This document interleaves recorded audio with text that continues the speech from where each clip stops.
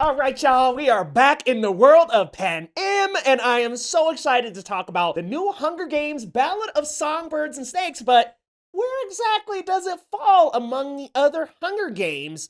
I'll let you know. Stick around for the review, guys, because we got to talk about this one. Let's dive into this review, you guys. Years before he became the tyrannical president of Panem, 18-year-old Coriolanus Snow remains the last hope for his fading lineage. With the 10th annual Hunger Games fast approaching, the young Snow becomes alarmed when he's assigned to mentor Lucy Gray Baird from District 12. Uniting their instincts for showmanship and political savvy, they race against time to ultimately reveal who's a songbird and who is a snake. And guys, this has got a good cast here with Rachel Zegler, Hunter Schafer, Tom Blythe, Peter Dinklage, Viola Davis, and more. And guys, I just want to report back that this was a lot of fun. Being back in Panem made me miss the Hunger Games franchise, and going back on a rewatch, I caught Catching Fire right before, and it was great to get a nice, refreshing moment in Panem, guys. I haven't watched these movies in so long, and before I was going to watch the movie, I questioned, is it too late for a Hunger Games movie? And no, I actually think this movie does the prequel thing better than Harry Potter.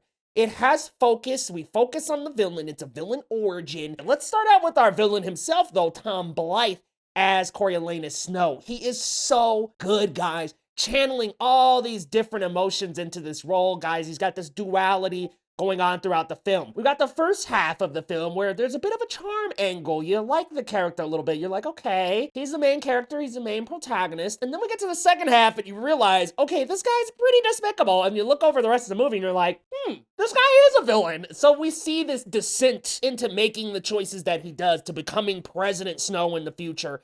But I wouldn't necessarily say he's like good the entire movie. You just have to pay some really good attention. But Tom Blythe, he does such a good job switching from that kind of more charming, educated Snow to a more hardened soldier and evil political mastermind personality type.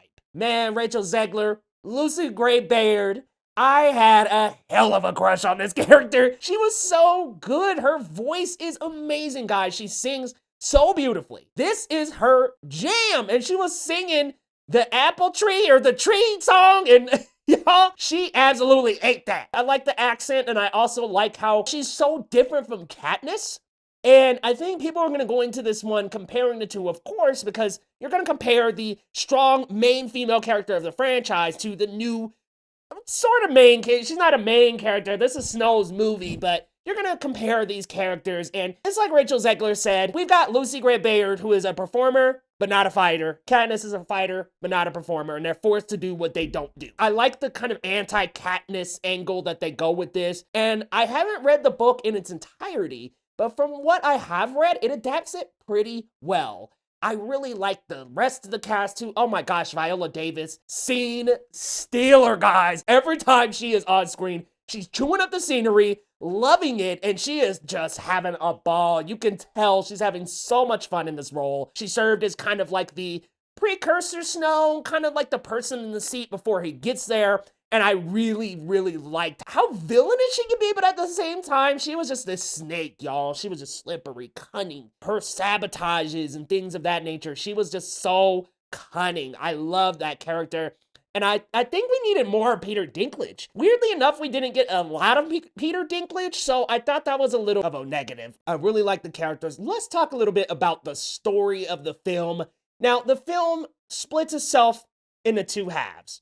In the first half, you have a very Hunger Games heavy. We see this 10th annual Hunger Games. And in the second half, we see the aftermath of what happens after those Hunger Games. And I love the first half. I mean, it's action-packed. It's exciting. There's a lot of the Hunger Games charm to it. You know, you've got that, we're back in Panem. Like, we've got this fair, right, of Hunger Games, of Panem, and of the 10th annual. Like, we've got so much in that first half that I think, unfortunately, the second half kind of slogs a little. There's some parts in the second half where I was just a little bored, admittedly. We spend a lot of the second half building Snow further into a villain, and I do think you need that half, but I wish it was just a little more interesting. I think we really come to a screeching halt once we get to the second half, and there are some very interesting and intriguing scenes that happen in the second half. We see some betrayals, we see the snake really come out. So you see who the songbird and the snake really is. We're following Snow a little more closely in the second half, and I just got a little bored sometimes. I'll admit I was a little bit bored, so that was probably the worst part for me. It lingers in spots here and there, and it just doesn't measure up to the adrenaline that they had in that first Hunger Games. So while I really do like the first half of the movie, listen, if we had the 10th annual stretched across this movie, maybe I would feel differently, but because there's this half structure, and the decline, by the way, was really, really good, I just think that structure, the way the film is structured, unfortunately takes away from it because you're kind of ripped away from that Hunger Games to go into a character development, a character movie, and it was like, ooh, this is a hard shift, and it could be jarring for some. But I think Hunger Games fans are really gonna enjoy this. Listen, if you enjoyed Hunger Games, I think you're really gonna enjoy this movie because it gets us back into the spirit of Hunger Games. But let's come back around to that question in the beginning. Is this the best Hunger Games? I would say top 3. I only have the first Hunger Games and Catching Fire above this one. Yes, I personally would put it above Mockingjay. If I had to give a rating to the Ballad of Songbirds and Snakes, I'm going with a 7.5 out of 10. Very enjoyable, very good. Just a little slog in that second half. It was a little tough to get through that. Otherwise, I really, really enjoyed it. It's just, and it takes a while to get to the ending. It feels like it kind of struggles to end a little bit. So we have a very awesome, spectacular, in my opinion, movie in this first half. And then the second half, it doesn't measure up as much. Let me know your thoughts down in the comments. Have you seen the Hunger Games, Ballad of Songbirds and Snakes? Are you a fan of the movies? And let me know, how did they adapt the book? Because I haven't finished the book, but I think I'm going to go back and finish that now. Let me know your thoughts down in the comments and hit that subscribe button if you're new. We'll see you next time on Geekly Goods.